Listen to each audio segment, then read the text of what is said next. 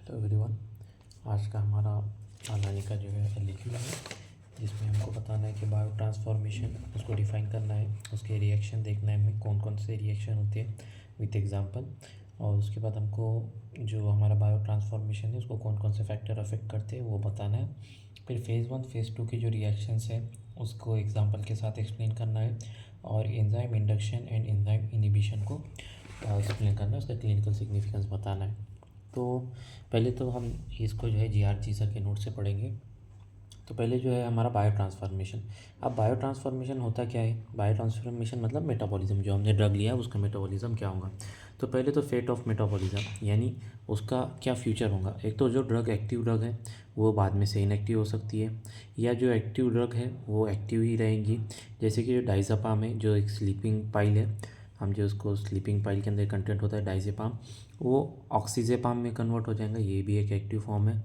या एक inactive drug active हो सकती है, यानी प्रोडक्ट जो है एक्टिव बन जाएंगी, जैसे कि लियोडोपा जो है डोपामिन में कन्वर्ट हो जाएगी। तो ये भी कुछ एग्जांपल्स हैं हमारे प्रोडक्ट्स के। पहला है एसी इनिबिटर। जो एसी इनिबिटर होते हैं वो हमारे प्रिल में फिनिश होते हैं, जैसे इनालप्रिल, रिमाप्रिल, और ये उसके कुछ एक्सेप्शन है, कैप्टोप्रिल और इसिनोप्रिल, ये जो है एक्टिव ड्रग्स होते हैं। ये क्या होते हैं? ये एक्टिव ड्रग्स होते हैं।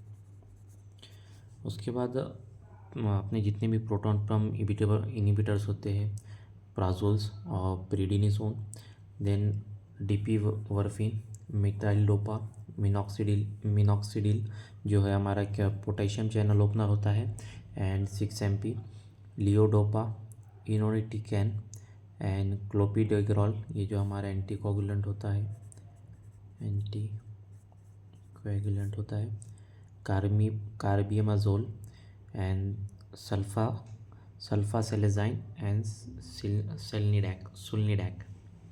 तो बेसिकली हमको इतना सब याद नहीं करना है, हमको बस इतना जो मेन है, जैसे कि प्राजोल्स होते हैं हमारे सी इनिबिटर्स होते हैं प्रिल, उसमें ये एक्सेप्शंस है, मिनॉक्सिडिसिल और लियोडोपा ये और मिथाइलडोपा। बस हमको ये चीज़ें याद रखनी है, ज़्यादा याद नहीं रखनी। सर ने इसकी ट्रिक भी दी है, all prefer doing MD in clinical subjects, लेकिन हम जो है इसमें से बस स्पेसिफिक ही याद रखेंगे। देन अब हमारा बायो ट्रांसफॉर्मेशन या मेटाबॉलिज्म का एम क्या है? हमको जो है जो हमारी जो ड्रग है अब उसको एक्सक्रीट करने के लिए हमको उसको वाटर सॉल्यूबल बनाना है। वाटर सॉल्यूबल यानी पोलार बनाना है हमको। तो अब हम इसमें जो है हमारे दो रिएक्शन होंगे, एक फेज़ 1 की रिएक्शन होंगी और एक फेज़ 2 की रिएक्शन होंगी। फेज़ 1 रिएक्शन जो है मोस्टली कैटाबॉलिक रिएक्शन होंगी, मतलब यहाँ पर जो है कोई मॉलिक्यूल जो है ब्रेक होगा या इसमें से कुछ निकालेंगे हम। और फेज़ 2 की रिएक्शन जो होंगी मोस्टली एनाबॉलिक रिएक्शन होंगी, यानी यहाँ पर कोई नया प्रोडक्ट फॉर्म होगा। या एनाबॉलिज्म मतलब क्या, जो कुछ नया प्रोडक्ट फॉर्म होगा, और कैटाबॉलिज्म मतलब क्या, यहाँ कुछ ब्रेक डाउन होगा। तो अब हम देखते हैं कि फेज़ 1 रिएक्शन में जो है ऑक्सीडेशन होता है। अब हमने जैसे कि पढ़ा है 11th-12th में, ऑक्सीडेशन यानी अगर कोई अल्कोहल है, अगर हम उसको ऑक्सीडेशन करेंगे तो वो एल्डिहाइड में बन जाएगा। जैसे कि अगर कोई इथेनॉल है, ये इथेनॉल है, तो इथेनॉल का अगर हमने अल्कोहलिक डिहाइड्रोजनेस के प्रेजेंस में ऑक्सीडाइज किया तो वो किस में बन जाएंगे? एसिटाल्डिहाइड। ये उसका एग्जांपल ऑक्सीडेशन का। रिडक्शन में क्या होगा कि यहाँ पर जो है एडिशन ऑफ हाइड्रोजन हो जाएगा और रिमूवल ऑफ जो है ऑक्सीजन हो जाएगा, वो होता है हमारा रिडक्शन। देन हाइड्रोलिसिस का एक बेस्ट एग्जांपल है एस्पिरिन, जो हम एंटीकोगुलेंट के तौर पर यूज़ करते हैं। तो एस्पिरिन में क्या होगा, अगर हम इसका हाइड्रोलिसिस करेंगे तो सैलिसिलिक एसिड और एसिटिक एसिड बन जाता है। देन साइक्लिजाइजेशन एंड डीअमाइनेशन, ये जो है हमारे फेज़ 1 के रिएक्शन होते हैं। देन फेज़ 2 के रिएक्शन में क्या है, मोस्टली एनाबॉलिक होता है, तो हम पढ़े। देन इसमें मोस्टली एनाबॉलिक रिएक्शन में क्या होते हैं, ग्लूकुरोनाइड जो हमारी फेज़ 2 की मोस्ट कॉमन रिएक्शन होती है कॉन्जुगेशन की। देन ग्लूटाथायोन कॉन्जुगेशन, जिसमें जैसे कि पैरासीटामॉल है, तो पैरासीटामॉल जो है ग्लूटाथायोनिक एसिड के साथ उसका फेज़ 2 रिएक्शन में चला जाता है। देन एसिटाइलेशन, यानी जो हम जो क्या कर रहे हैं, कोई एसिटाइल ग्रुप और जोड़ दे रहे हैं। मिथाइलेशन यानी जो कैटेकोलसामाइन होते हैं उनका मिथाइलेशन के थ्रू उनको वाटर सॉल्युबल बनाया जाता है। एंड देन सल्फेट कंजुगेशन यानी फिनॉल जो है, फिनॉल का सल्फोनाइजेशन किया जाता है, सल्फेट ग्रुप जो है उसके ऊपर ऐड किया जाता है। देन हम ये देख लेते हैं कि पर्पस क्या है फेज़ 1 रिएक्शन का। फेज़ 1 रिएक्शन का क्या होता है कि बस ये एक functional group on the drug, expose the functional group on the drug.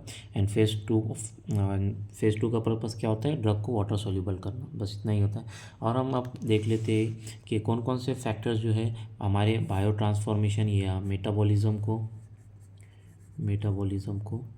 Affect करेंगे। तो पहला एज होता है, यानी चिल्ड्रंस में, ओल्ड एज में जो हमारा मेटाबॉलिज्म होता है वो डिफरेंट होता है। ये किसी का मेटाबॉलिज्म स्लो हो जाता है, यानी बायो ट्रांसफॉर्मेशन स्लो हो जाता है, तो वो एज उसको अफेक्ट करेंगी। देन सेक्स अफेक्ट करेगा कि कुछ एंजाइम्स जो है मेल में बहुत ज़्यादा होते हैं तो फीमेल्स में कम होते हैं, इसलिए उसको सेक्स भी जो है बायो ट्रांसफॉर्मेशन को अफेक्ट करेगा। डाइट में जैसे कि अगर हम कोई न्यूट्रिशन डिफिशियंसी हो रही तो वो उसकी वजह से हमारा जो ड्रग है तो वो ड्रग क्या करेगा, बराबर से थेरेपेटिक इफेक्ट नहीं दिखाएगा, उसका जो मेटाबॉलिज्म है वो अफेक्ट होगा।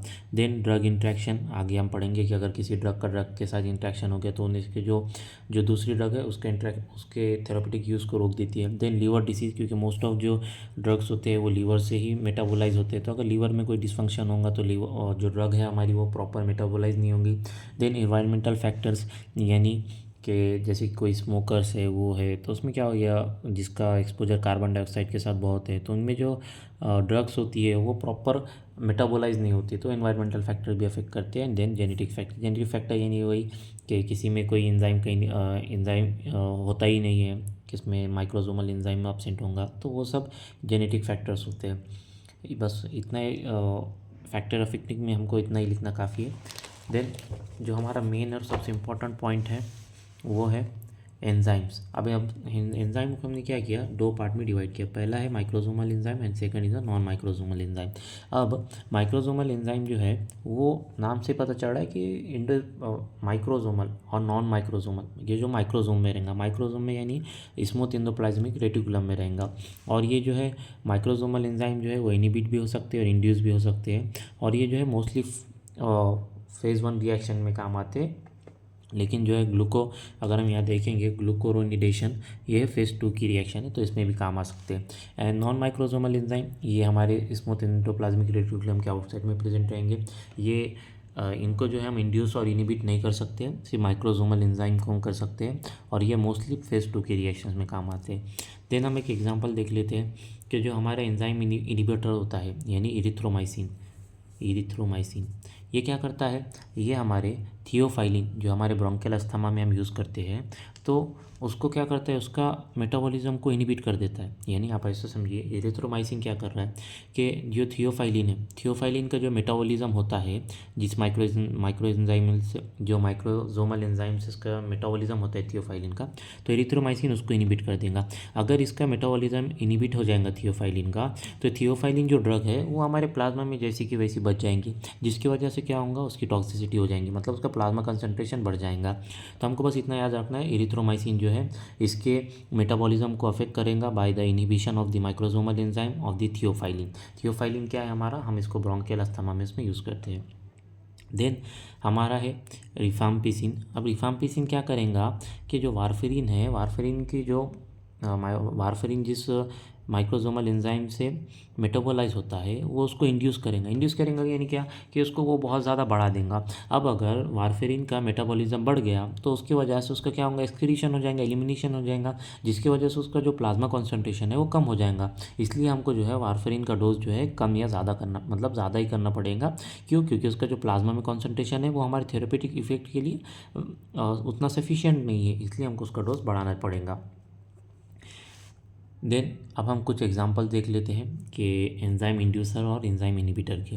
एंजाइम इंड्यूसर की ट्रिक क्या है, GPRS सेल फोन। तो जी से क्या है, ग्रीसिवोफ्यूलिन, फेनोटाइन, ये जो है हमारी, इसको याद ही रख लीजिए, एंटी एपिलेप्टिक ड्रग है। देन रिफाम्पिसिन, ये हमारी एंटीबायोटिक है। एज फॉर स्मोकिंग की वजह से भी जो है बहुत से एंजाइम जो है इंड्यूस हो जाते हैं, इंड्यूस होने की वजह से जो दूसरे ड्रग्स हैं उनका मेटाबॉलिज्म इंक्रीज हो जाता है। देन सेल से कार्बामेजेपिन एंड फोन से फिनोबार्बिटोन। देन एंजाइम इनिबिटर, जो एंजाइम को इनिबिट करते हैं, तो उसमें हम देख लेते हैं विटामिन के कैनॉट यूज़ एंजाइम इनिबिशन। तो विटामिन के वीट से वाल्परेट, के से कीटोनाकोजोल, ये जो एंटीफंगल होता है, कैनॉट से सिमिटिडिन, एंड कॉज से सिप्रोफ्लॉक्सासिन, एंड एंजाइम से इरिथ्रोमाइसिन, एंड इनिबिशन से आइसोनाजाइड, ये जो हमारे एंटी कैंसर ड्रग है। तो इसमें भी हमको कुछ ज़्यादा याद नहीं रखना है, हमको बस इतना जो मेन चीज़ है कि एक तो एंजाइम इंड्यूसर जो है स्मोकिंग, फेनोटाइन जो एंटी इपिलेप्टिक ड्रग है, एंड देन रिम्फाम्पासिन, ये भी इतना याद रख लिए तो काफ़ी है। अब देखते हैं मोस्ट ऑफ द एंटी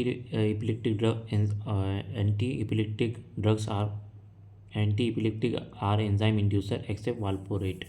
यानी ये जो हमारा फिनेटॉइन है और जितने भी एंटी एपिलेप्टिक ड्रग होंगे वो सब क्या करेंगे, एंजाइम को इंड्यूस करेंगे, लेकिन जो वाल्पोरेट है, वाल्पोरेट नहीं, वाल्पोरेट क्या करेंगे, इनिबिशन करेंगे, वाल्पोरेट बोलेंगे, वाल्पोरेट इनिबिट करेगा। And most of the antibiotics are enzyme inhibitor except rifampicin and griseofulvin. यानी बहुत सारे एंटीबायोटिक्स जो है हमारे एंजाइम इनिबिटर होंगे, जैसे कि इरिथ्रोमाइसिन, सिप्रोफ्लॉक्सासिन, ये सब क्या होंगे, एंजाइम इनिबिटर होंगे। लेकिन इसके एक्सेप्शन में क्या है, रिफाम्पासिन एंड द ग्रेसोफ्यूलिन, क्योंकि ज़्यादातर तो हमारे यूज़ में रिफाम्पासिन ही होता है, तो हम इसे याद रखेंगे। देन अब हम ये देख लेते हैं कि साइटोक्रोम P450 एंजाइम्स ये क्या होते हैं। These are the one type of microsomal enzyme, ये क्या होंगे, माइक्रोसोमल एंजाइम होंगे। और हमने देखा कि माइक्रोसोमल एंजाइम को हम क्या कर सकते हैं, इनहिबिट भी कर सकते और इंड्यूस भी कर सकते। तो अब यहाँ पर हम देखेंगे P450 मतलब क्या। P से P stand for a pigment, 450 the pigment absorb maximum light at a wavelength of 450 nanometer. यानी ये जो पिगमेंट है हमारा, ये पिगमेंट 450 नैनोमीटर के ऊपर जो एब्जॉर्ब है वो सबसे ज़्यादा लाइट जो है सबसे ज़्यादा एब्जॉर्ब करेंगे, इसलिए हमने उसका नाम क्या कर दिया, साइटोक्रोम P450। अब उसका नॉमेनक्लेचर में देखते हैं कि एक एग्जाम्पल है साइटोक्रोम P3A4। तो जो 3 होता है, 3 क्या बताता है, वो फैमिली बताता है, A क्या बताता है, सब फैमिली बताता है, और 4 क्या बताता है, आइसोफॉर्म बताता है। Most of the drugs are metabolised by CYP मतलब साइटोक्रोम P3